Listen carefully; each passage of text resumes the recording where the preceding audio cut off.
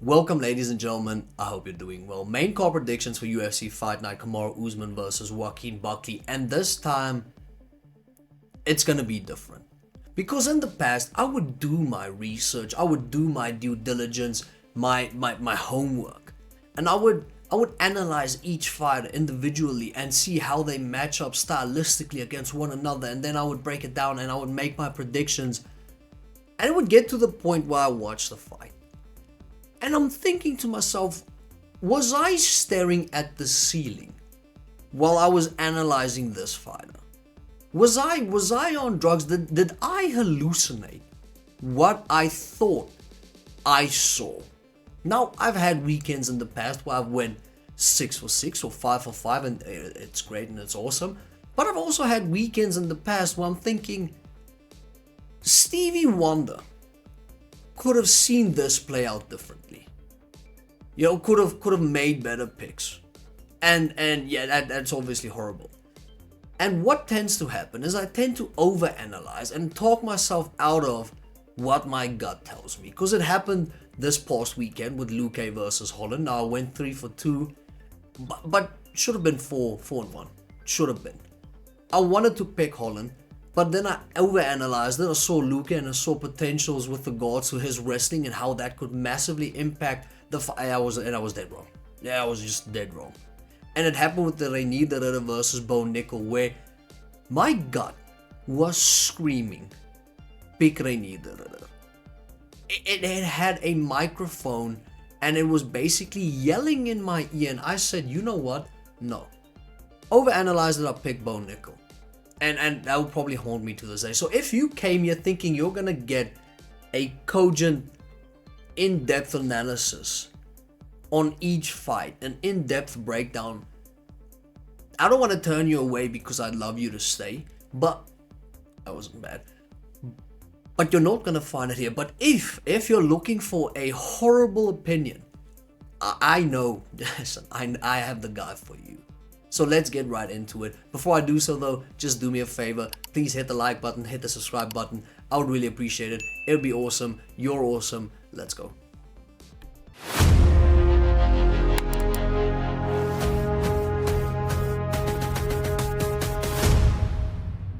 Now starting off the main card inside of the light heavyweight division with Alonzo Menifield, and he is taking on Umar Sy. Now the only research that I have done is their record. That's basically it. The rest will be recited from this thing, so it might be dangerous, but I'm just gonna pull it out and I'm gonna start blasting and maybe shoot from the hip, hit something.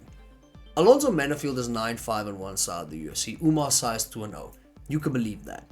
And I remember watching Alonzo Menifield every fight. Okay, he is massive. This fight's gonna be a head-on collision with two behemoths. Alonzo Menifield is massive. He might have the Yoel Romero serum, right? And he has a lot of power. He does have decent grappling, decent wrestling, but his biggest flaw is his gas tank. He gasses out, and in a lot of fights, we saw him basically in the third round thinking, give that man an oxygen tank. He might die. Saw it in his last fight with Julius Walker, and I picked Alonzo to win that fight. In the third round, it had my asshole was sucking up the couch. That's how much I thought, yep, this is going horribly. And I think Alonzo ended up winning that via split decision. But in his two losses prior to that, I remember when he fought Azamat Murzakanov. Now, you know, listen, Azamat might be a problem. He was gassed. He was out on his feet and he got knocked out. And Umar Sy, his two fights within the UFC, in his debut, he got a rear naked choke victory. And in his second fight, I thought he looked really impressive against Da Woon Jang, where his striking was really good. He mixed it up. He went to the head, went to the body, went to his legs. And with that being said, also mixed in two takedowns. I think Umar might put a pace on Alonzo Menifield, which Alonzo might not survive. That's why I'm picking Umar Sy. I know that he is inexperienced, especially matching up against Alonzo Menifield, but I just think that he could maybe fight at a pace that is sustainable for him, not as sustainable for Alonzo. And if that is the case, Alonzo Menifield might be looking for a knockout. in the early rounds of the fight might overextend himself, that plays into the hands of Umar Sy. I think Umar Sy gets this done. I'm going to say, if it's a finish, it's going to be in the 3rd round. But I'm thinking unanimous decision victory for Umar Sy. Then moving on to the next fight. That was the first prediction, and I'm going to be honest, I feel good about it. Then moving on to the next fight, inside of the middleweight division, Mansoor Abdul-Malik versus Cody Brundage. And as soon as I saw this fight, I thought to myself, does the UFC want to get rid of Cody Brundage? Does Cody have photos of someone's wife? And they can't file release him, but this is their way of getting rid of him, because they scheduled a fight. And they had Cody Brundage match up against this, respectfully, this thing, Mansoor Manslaughter. He's been devastating inside of the UFC. He started on Dana White's Contender Series, so you know that they want to elevate him a little bit more. A homegrown sort of figure where he started on Dana White's Contender Series, and he's had 2 fights within the UFC, won both of them. And Cody Brundage has had 5 wins, 5 losses inside of the UFC. You know that they want to promote Mansoor, because in all of his fights, all of them has been wins via stoppage, 1 via submission, 7 via KO or TKO. Devastation that Mansoor is leaving in his wake. And listen, he fights like his wife cheated on him with his opponent. He fights with a lot of emphasis on, I want to hurt you as much as humanly possible. And this fight feels like land to the slaughter. Now, Cody Brundage, in his last fight for Julian Marquez, that fight was, listen, it was as good, and basically it felt like watching a short. That's basically what it felt like, because both men ended up hurting one another. In the first round, it was basically fists flying everywhere. I don't want to say it, didn't look like a lot of technique, but it was insane. And prior to that, Cody has had losses to Rodolfo Vieira, where he ended up hurting Vieira not once but twice, knocked him down I think twice in that fight. He still lost. And yeah, Cody Brundage isn't really, he's not the complete fighter, but is he entertaining? Bet your granny's ass he is, because all of his fights are basically, yeah, I'm either going out on a bang or I'm delivering said bang, but there's gonna be, something's gonna be banged. And yeah, that's basically why I enjoy watching Cody's fights. But I'm gonna pick Mansoor. I have to pick Mansoor in this fight. He's been, unstoppable. He's been inevitable, and he just wrecks everything in his path. He's like a train on a mission, and nothing's stopping this. So I think Mansoor wins via KO, TKO, maybe ground and pound. I'm gonna say he's that good. I'm gonna say 2nd round, ground and pound for Mansoor Abdul-Malik in this fight. Then moving on to the next fight inside the bantamweight division, Cody Garbrandt versus Raoni Barcelos. Now, Cody Garbrandt is 9-6 within the UFC, and Raoni Barcelos is 8-4 inside the UFC. Cody Brundage is the only Cody losing this weekend, and I will not have you tell me anything else. Now, do I have one good reason to suggest why I am picking Cody Garbrandt? Absolutely not. Am I confident in my pick? No. In fact, I'm genuinely contemplating changing it right now, but at some point, Cody has to turn it around. He has to. It's either turn it around or retire. And I think Cody somewhat knows this. And listen, there are problems staring us in the face. Because Raoni Barcelos in his last fight against Peyton Talbot dominated using wrestling. And in Cody's last fight, we saw him against Deiveson Figueiredo. Deiveson took him down, submitted him with relative ease. Well, now that is a problem, but I think, listen, Deiveson Figueiredo is massive. Okay, he basically has to cut off one of his legs, make weight, and then put it back. That's how big he is. Raoni isn't that big. Now, and with that being said, Deiveson also has good grappling credentials. Raoni is a good wrestler, a good grappler, but I think on the feet, I think Cody has the advantage. Now, women tend to ask, do we have we ever feel emotional pain? I saw Cody Garbrandt. I saw his chin hold up against Rob Font, and I thought, listen, this was a little bit of a massacre, but I would take this because it looked like the chin was back. Only to, in the next fight against Kai Kara-France, Cody got absolutely obliterated. Why? But at some point, Cody has to turn around. He is 3-6 in his last 9 fights. Now that is, I know, it is atrocious. But no, let's look at the positive sides. Cody Garbrandt is 33 years old, Ione is 37. Cody would probably be better conditioned. I think I'm not even allowed to say that. I think I'm getting flashbacks from Cody Garbrandt's winning. I don't know why he's winning this fight. I think he wins via knockout. I'm gonna say Cody comes back with a bang. That's what I'm gonna say. Cody Garbrandt wins via knockout, 2nd or 3rd round. And there's no piece of evidence that I could use to justify this prediction whatsoever. No. But that's what I'm saying. That's the way I'm going in this fight. Cody Garbrandt wins.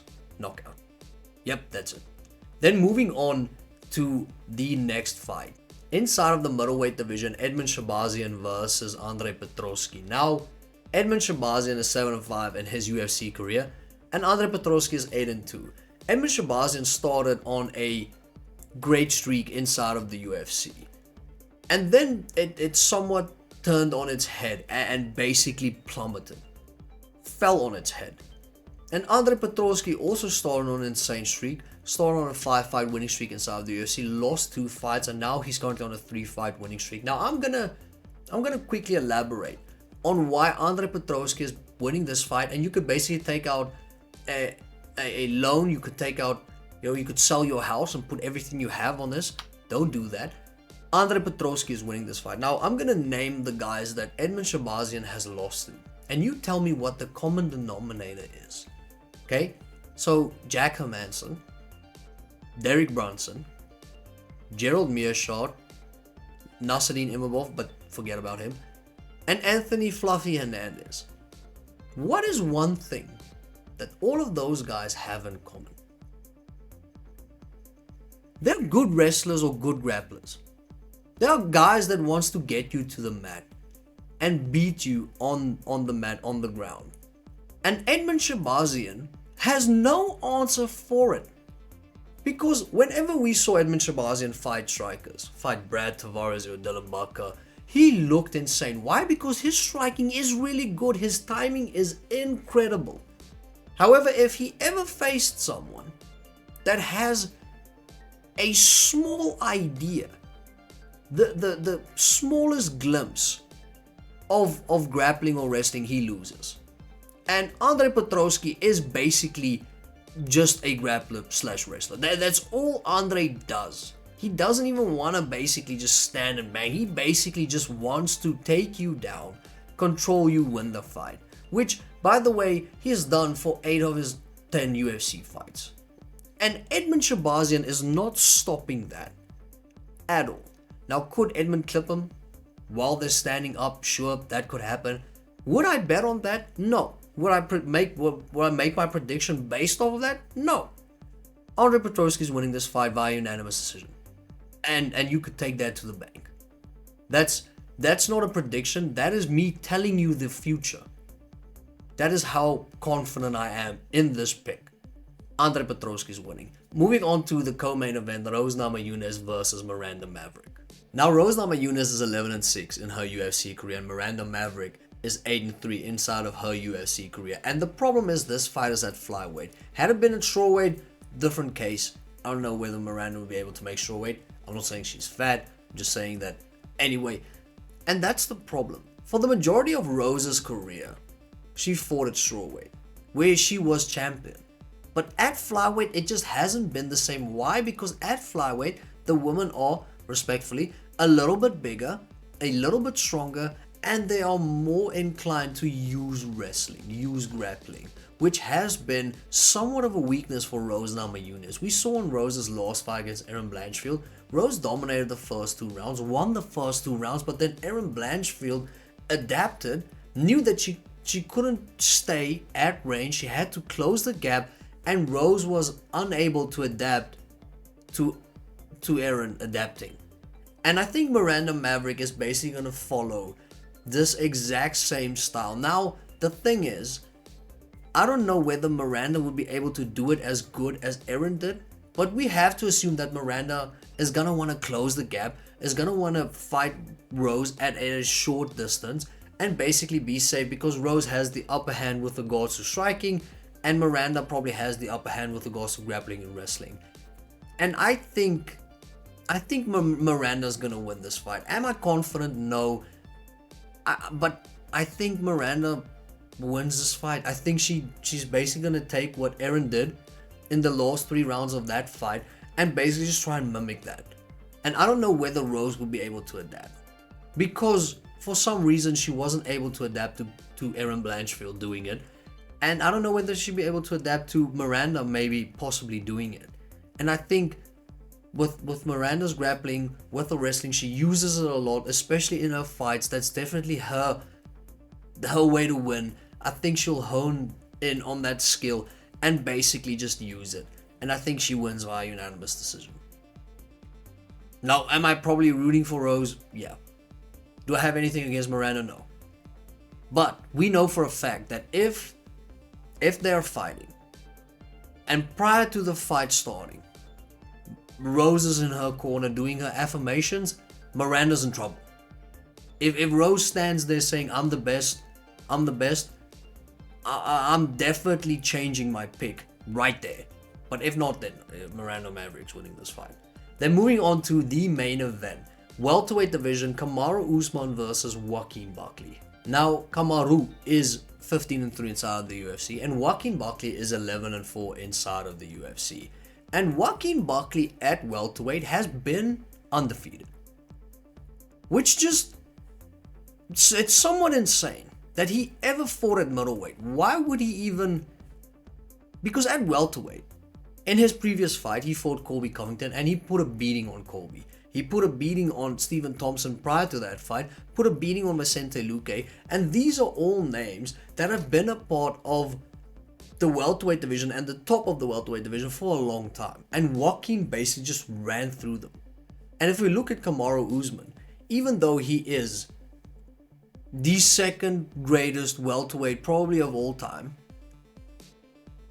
he is old. Okay, Kamaru Usman is old. And not only that, the last time he fought was more than a year and a half ago against Hamzat. Now, I would grant you that against Hamzat, Kamaru actually looked insane.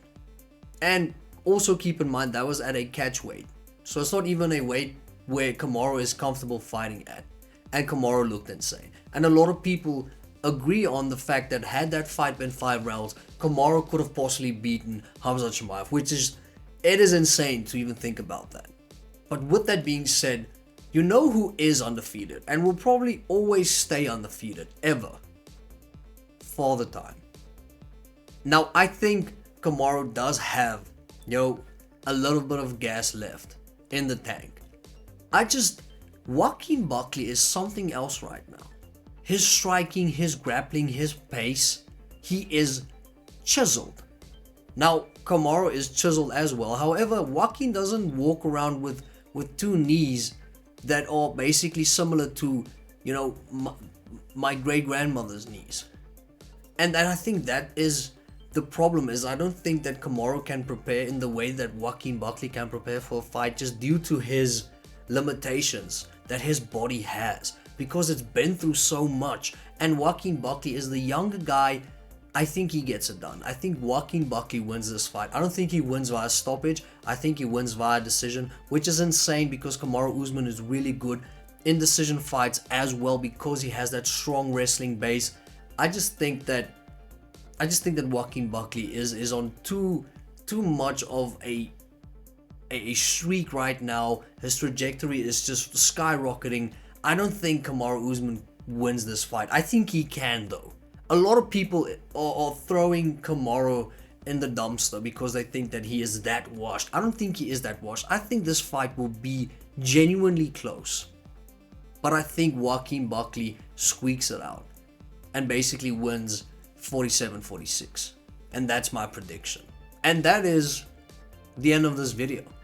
Let me know in the comment section which picks do you agree with, which do you disagree with. I'll really appreciate that. If you haven't already, make sure you hit the like and the subscribe button. I'll really love that as well. You're awesome. Have a beautiful day, and I'll see you in the next one.